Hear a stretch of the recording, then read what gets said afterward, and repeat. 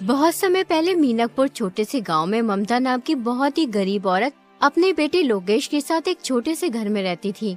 ममता दूसरों के घरों में खाना बनाने का काम किया करती थी, जिससे घर का गुजारा होता था। एक दिन ममता लोकेश से कहती है, लोकेश बेटा, जा भानु भैया की दुकान से घर का राशन ले आ। अगर वो पैसे मांगे तो कह देना कि पैसे अगले महीने दे देंगे। ठीक है माँ, मैं अभी राशन ले आता हूँ। लोकेश भानु की दुकान पर राशन लेने पहुँच जाता है। वो भानु से कहता है, भानु भैया, माँ ने राशन मंगाया है। उन्होंने कहा है कि पैसे अगले महीने दे देंगे।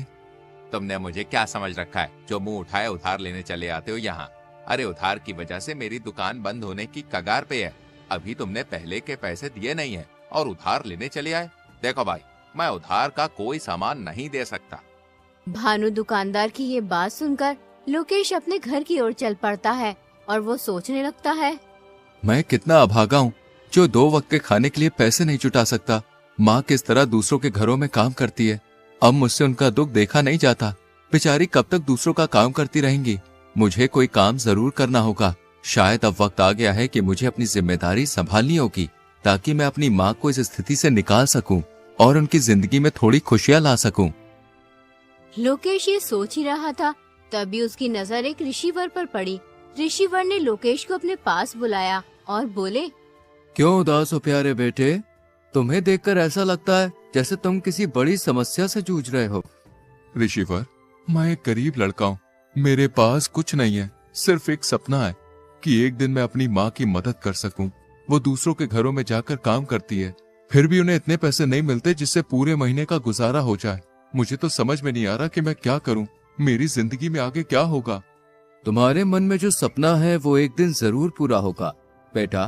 तुम बड़े तकदीर वाले हो। तुम्हारा भाग्य बहुत उज्जवल है। बहुत ही जल्दी ऐसा वक्त आएगा जब हर किसी की जुबान पर सिर्फ तुम्हारा नाम होगा।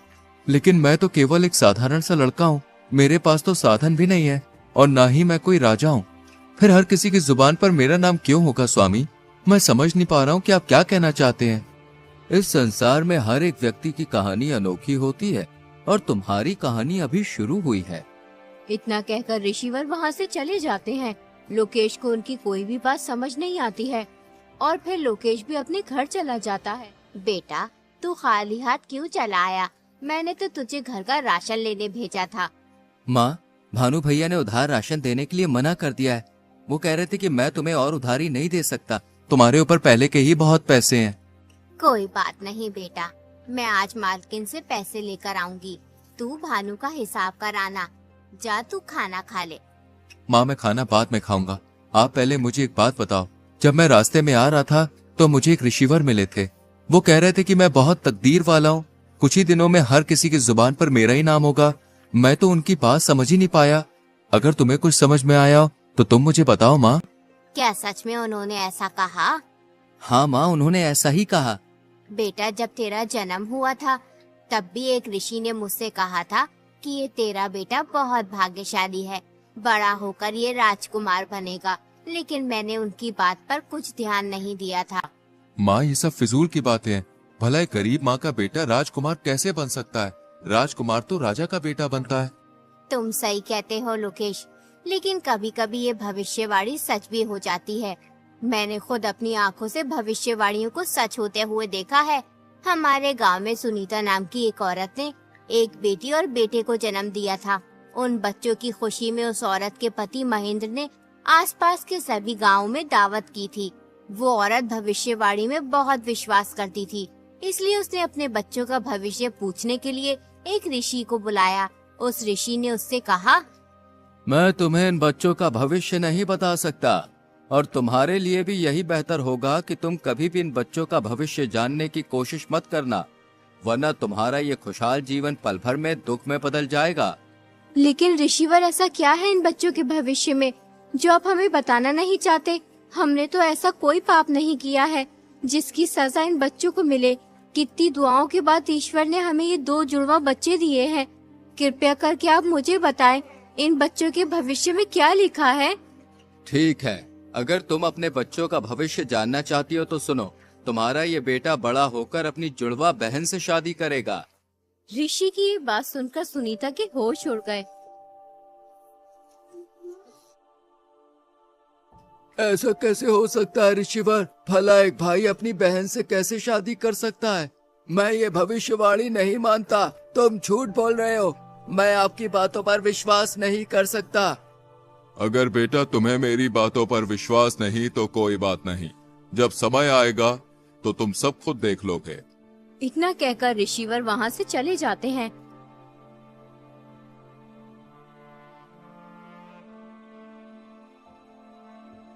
फिर सुनीता अपने पति से कहती है, नहीं, ये तो असंभव है। मेरे बच्चे आपस में विवाह नहीं कर सकते। चाहे कुछ भी हो जाए, मैं ऐसा नहीं होने दूंगी। मुझे अपनी बेटी को मरवा देना चाहिए, तभी ये भविष्यवाणी गलत साबित होगी। तुम ये क्या बेहुदा बात कर रही हो? उस आदमी की बातों में आकर तुम इस मासूम की जान लेना चाहती हो? कितने वर्षों बाद ईश्वर ने हमें औलाद का सुख दिया और तुम कह रही हो कि हम इस मासूम बच्ची को मरवा दें? मैं ऐसा नहीं करना चाहती, लेकिन हमें इन भविष्यवाणियों को हल्के में नहीं लेना चाहिए, क्योंकि ये भविष्यवाणियाँ मेरे जीवन में एक महत्वपूर्ण भूमिका निभाती आई हैं। कई बार ऐसा हुआ है जब मैंने इनकी अनदेखी की है तो मुझे इसका नुकसान उठाना पड़ा। हमें इन भविष्यवाणियों को गंभीरता से लेना चाहिए, क्योंकि ये सिर्फ शब्द नहीं है बल्कि हमारे भविष्य के संकेत हैं। इसलिए इस भविष्यवाणी को नजरअंदाज करना हमारे लिए सही नहीं होगा। देखो सुनीता, हमें समझदारी से सोच समझकर ही कोई कदम उठाना चाहिए। बताओ अब हमें क्या करना होगा? तुम इस बच्चे को कहीं दूर ले जाकर मार दो। हमें ना चाहते हुए भी ऐसा करना ही होगा। इसी में हमारी भलाई है। अगर भविष्यवाणी सच हो गई तो अनर्थ हो जाएगा। ठीक है, जो आज तक किसी ने नहीं किया वो मैं करूँगा। अपने ही हाथों से अपनी बच्ची की जान लूंगा। तुम इस बच्ची को किसी कपड़े में लपेट दो जिससे मुझ पर किसी को शक ना हो।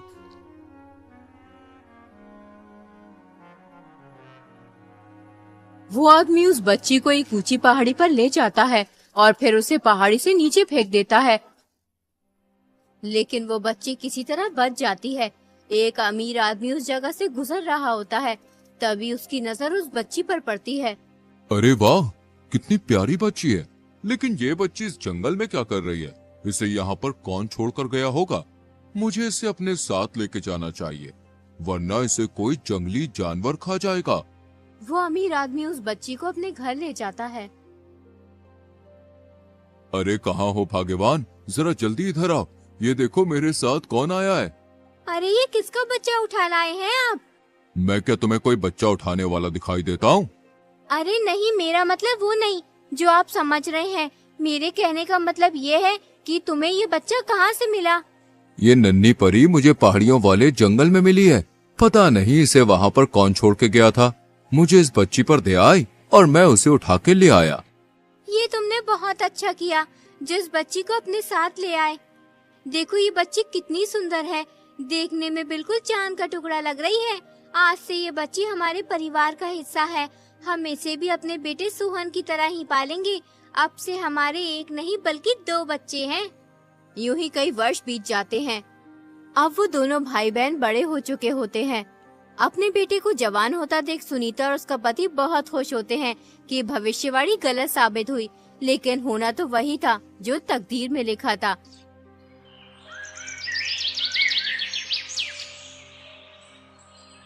एक दिन सुनीता का लड़का किसी काम से बाहर कहीं दूर जा रहा होता है।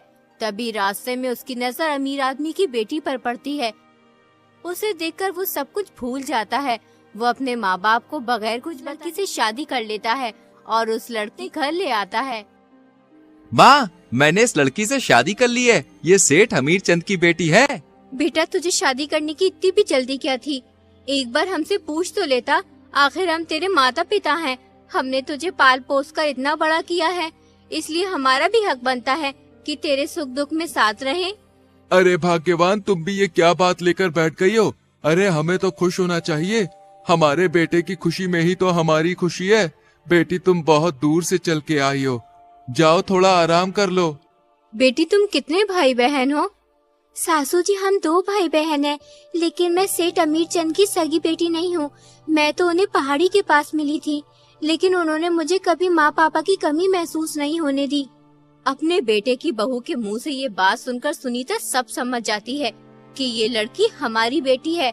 वो इस बात को अपने पति महेंद्र को भी बताती है कि भविष्यवाणी सच साबित हुई।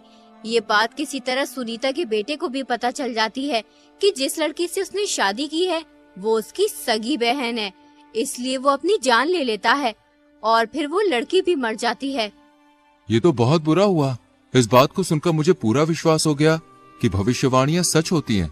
हमें इन्हें हल्के में नहीं लेना चाहिए। हाँ बेटा, मैं तुझे यही समझा रही थी कि इन भविष्यवाणियों को झूठ समझने की कोशिश मत करना। इसका मतलब वो ऋषिवर सच कह रहे थे कि मेरे मन में जो सपना है वो एक दिन जरूर पूरा होगा और बहुत जल्दी मेरा भाग्य उज्जवल होगा। उसके बाद हर किसी की जुबान पर सिर्फ मेरा नाम होगा। जिस राज्य में लोकेश रहता था उस राज्य का राजा सूरजमहल बहुत ही शांति प्रिय और दयालु था। उसके शासन में सभी खुश रहते थे। प्रजा भी राजा को बेहद पसंद करती थी। हर कोई गर्व महसूस करता था कि वे ऐसे राज्य में रहते हैं जहां एक शांति प्रिय और समझदार राजा शासन कर रहा है। राजा के राज्य की इस उचित व्यवस्था के पीछे जिस आदमी का हाथ था वो थे उनके सबसे प्रिय सलाहकार रघुवीर सिंह। रघुवीर सिंह के रहते राजा को कभी कोई दिक्कत महसूस नहीं हुई, लेकिन अचानक एक दिन रघुवीर सिंह की मृत्यु हो गई। इससे राजा को बहुत दुख हुआ। अब उनके प्रमुख सलाहकार का पद खाली पड़ा था। वो चाहते थे कि पूरे राज्य में सबसे बुद्धिमान और जवान आदमी को ये पद मिले। इसलिए वो अपने मंत्री से कहते हैं, पूरे राज्य में घोषणा करवा दो कि जो भी व्यक्ति राजा की 3 पहेलियों का सही जवाब देगा उसे राजा 1000 सोने के सिक्के और अपना प्रमुख सलाहकार नियुक्त करेंगे। अगले ही दिन मंत्री ढिंडोरजी को घोषणा करवाने के लिए भेज देते हैं। सुनो ए लोगों, महाराज सूरजमल का ताजा फरमान जरा गौर से सुनो। महाराज के सबसे प्रिय सलाहकार रघुवीर सिंह की अचानक मृत्यु हो गई है, इसलिए अब उनका पद खाली है। जो भी व्यक्ति महाराज की 3 पहेलियों का सही जवाब देगा उसे महाराज 1000 सोने के सिक्के और अपना प्रमुख सलाहकार नियुक्त करेंगे। कौन जाने अब हमारे मुल्क का क्या होगा। क्यों बाबा, कोई आफत आ गई है सलाहकार की मृत्यु होने से? बेटा, आफत तो कुछ नहीं आई। रघुवीर सिंह बहुत ही अच्छा इंसान था। ईश्वर अच्छे इंसान को जल्द ही अपने पास बुला लेता है। बेचारा हमेशा प्रजा की भलाई चाहता था। मैंने कितने ही सलाहकारों को बदलते देखा है, मगर यकीन मानो रघुवीर सिंह जैसा कोई नहीं था। वो हमेशा गरीब मजलूम लोगों के हित में ही सोचता था। पता नहीं अब राजा का नया सलाहकार कौन बनेगा जो हम जैसे गरीबों के बारे में सोचेगा। अगले ही दिन राजमहल में बहुत से आदमी जाते हैं, लेकिन कोई भी राजा की पहेलियों का जवाब नहीं दे पाता है। यूं ही 3 दिन गुजर जाते हैं। एक दिन लोकेश अपनी माँ से कहता है, माँ, क्यों ना एक बार मैं महाराज के पास जाकर इन पहेलियों का जवाब दूं? बेटा, राजा हर बार पहेली बदल कर पूछता है। अभी तक कोई भी तीनों पहेलियों का सही जवाब नहीं दे पाया है। बहुत से अक्लमंद लोगों ने पहेलियों का जवाब देना चाहा, लेकिन हर कोई नाकाम रहा। तुम उन अमीर लोगों के बीच कैसे जा सकते हो? वहाँ बहुत ही तजुर्बेकार और होशियार लोग आए हुए हैं। माँ, बिल्कुल भी परेशान ना हो, मैं महाराज के पास जरूर जाऊंगा। सोचो, अगर मैंने पहेलियों के जवाब दे दिए तो 1000 सोने के सिक्के मिलेंगे। फिर तुम्हें किसी के घर जाकर काम करने की जरूरत नहीं होगी और मैं भी महाराज का सलाहकार बन जाऊंगा। ठीक है बेटा, तू इतना कह ही रहा है तो जा। मेरी दुआएं तेरे साथ हैं। ईश्वर तेरी हिफाजत करे।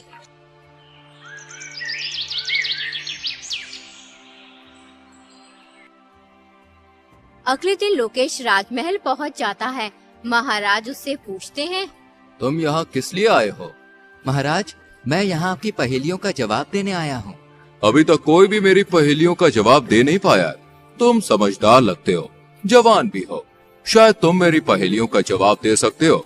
जैसा कि तुम शर्त जानते ही हो, जो भी पहेलियों का सही जवाब देगा वो मेरा सलाहकार बनेगा और उसे इनाम में 1000 सोने के सिक्के दिए जाएंगे। ठीक है महाराज, मैं आपकी पहेलियों का जवाब देने के लिए तैयार हूँ। तो बताओ, तुम्हारे अनुसार सबसे बड़ा धन क्या है? महाराज, सबसे बड़ा धन संतोष है। जब मन शांत होता है तो इंसान सबसे अमीर होता है। बहुत खूब, अब दूसरे सवाल का जवाब दो। जीवन में सबसे बड़ा ज्ञान क्या है? महाराज, जीवन में सबसे बड़ा ज्ञान ये है कि खुद को जानना और समझना। जब हम अपने आप को पहचानते हैं तब हम दूसरों को भी समझ पाते हैं। सही उत्तर। अब तीसरा और आखिरी सवाल, सच्ची मित्रता का अर्थ क्या है? महाराज, सच्ची मित्रता वो है जब एक मित्र दूसरे की खुशियों में खुश और दुखों में दुखी होता है, बिना किसी स्वार्थ के। बहुत अच्छे, तुमने तीनों सवालों के सही जवाब दिए हैं। तुम वाकई में बुद्धिमान हो। आज से तुम मेरे सलाहकार हो। मंत्री, इसे 1000 सोने के सिक्के दे दिए जाए। कल से तुम अपना पद संभालोगे। लोकेश 1000 सोने के सिक्के लेकर अपने घर चला जाता है। लोकेश को देखकर ममता बहुत खुश होती है। वो लोकेश से कहती है, बेटा, जब से तू गया है तब से ही मैं तेरे लिए दुआ कर रही थी कि तू कामयाब हो, और ईश्वर ने मेरी दुआ सुन ली। अब हमारी सारी मुसीबतें दूर हो जाएंगी। हाँ माँ, अब तुम्हें किसी भी चीज की चिंता करने की जरूरत नहीं है। आज से तुम्हें दूसरों के घरों पे जाकर काम करने की भी कोई जरूरत नहीं है। बेटा, मेरी पूरी जिंदगी दुख और तकलीफों में कट गई। आज सालों बाद तूने मुझे ये खुशी दिखाई है। अगर आज तेरे पिताजी जिंदा होते तो बहुत खुश होते। पूरे राज्य में ये बात फैल जाती है कि ममता का बेटा राजा का सलाहकार बन गया है। सब बहुत खुश होते हैं क्योंकि लोकेश बहुत ही समझदार और नेक लड़का था। एक दिन लोकेश महल से अपने घर जा रहा होता है। तभी रास्ते में दो भाई एक घोड़ी के बच्चे के ऊपर झगड़ते हुए दिखाई देते हैं। लोकेश उनके पास जाकर बोला, आखिर तुम दोनों लड़ क्यों रहे हो? जिस आदमी को तुम मेरे सामने खड़ा देख रहे हो, ये मेरा बड़ा भाई है। ये एक नंबर का झगड़ालू इंसान है। ईश्वर इसे गारत करे। हमारे पिताजी जो भी छोड़कर मरे थे, हमने उसे आपस में बांट लिया। मेरे हिस्से में घोड़ी आई थी, उस घोड़ी ने एक बच्चा दिया। ये बेईमान इंसान उस घोड़ी के बच्चे को अपना बता रहा है। जरा आप इसे समझाइए, जब बच्चा मेरी घोड़ी ने दिया तो वो घोड़ी का बच्चा मेरा हुआ या इस बकबक का? ये नामुराद झूठ बोल रहा है। सालों से ये अपनी घोड़ी को मेरी जगह में बांधता हुआ आ रहा है और इसकी घोड़ी ने बच्चा मेरी जमीन पर दिया है, इसलिए वो घोड़ी का बच्चा मेरा हुआ। जो चीज जिसकी जमीन पर पैदा होती है वो उसी की हो जाती है। लोकेश समझ गया ये दोनों पागल हैं, इसलिए वो उनसे बोला, तुम्हारी समस्या तो बहुत गंभीर है। तुम्हें राजा के पास जाना चाहिए, वो ही तुम्हारा फैसला कर सकते हैं। तुम सही कह रहे हो, हमें राजा के पास जाना चाहिए, वरना ये झगड़ालू इंसान कुछ उल्टा सीधा न कर बैठे। अगले दिन दोनों भाई राजा के पास पहुंच जाते हैं और राजा को अपनी सारी बात बताते हैं। राजा लोकेश से कहते हैं, इस समस्या का हल तुम करो लोकेश। वो दोनों भाई लोकेश को पहचान लेते हैं, लेकिन राजा के सामने उनकी बोलने की हिम्मत नहीं होती, इसलिए वो चुपचाप खड़े रहते हैं। देखो, जगह से घोड़ी और बच्चे का कुछ भी लेना देना नहीं है। जिसकी घोड़ी है बच्चा भी उसी का है, लेकिन तुम्हें अपने बड़े भाई की जगह में घोड़ी बांधने का हर्जाना देना होगा। तुम्हें उसे एक सोने का सिक्का देना होगा। दोनों भाई लोकेश का फैसला सुनकर खुशी खुशी अपने घर चले जाते हैं।